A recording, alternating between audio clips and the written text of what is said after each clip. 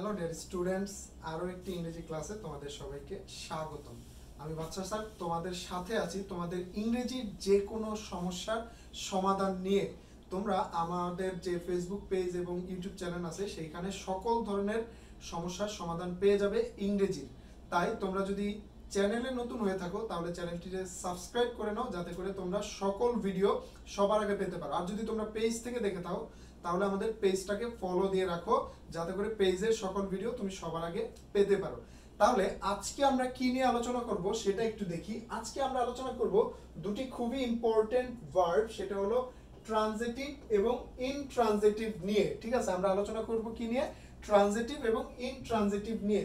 এখন ট্রানজিটিভ ভার্বের বাংলা অর্থ হলো সকর্মক, ইনট্রানজিটিভ ভার্বের বাংলা অর্থ হলো অকর্মক। ঠিক আছে, ট্রানজিটিভের বাংলা অর্থ হলো সকর্মক, ইনট্রানজিটিভের বাংলা অর্থ হলো অকর্মক। এখন ট্রানজিটিভ ভার্ব কাকে বলে? যে ভার্বের অবজেক্ট থাকে বা অবজেক্ট আনা যায় তাকে ট্রানজিটিভ ভার্ব বলে। কি বললাম? যে ভার্বের অবজেক্ট থাকে বা অবজেক্ট আনা যায় তাকে কি বলে?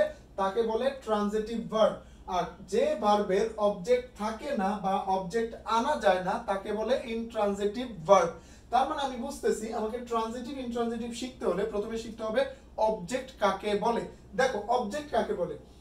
ভার্বকে কি বা কাকে দ্বারা প্রশ্ন করলে যদি উত্তর পাওয়া যায় তাকে অবজেক্ট বলে। কি বললাম? ভার্বকে কি বা কাকে দ্বারা প্রশ্ন করলে যদি উত্তর পাওয়া যায় তাকে অবজেক্ট বলে। ঠিক আছে, আর যে ভার্বের অবজেক্ট থাকে সেটা ট্রানজিটিভ, যেটা থাকে না সেটা ইনট্রানজিটিভ।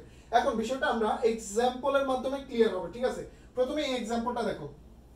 আই ইট রাইস, আমি ভাত খাই। এখন তুমি প্রশ্ন করো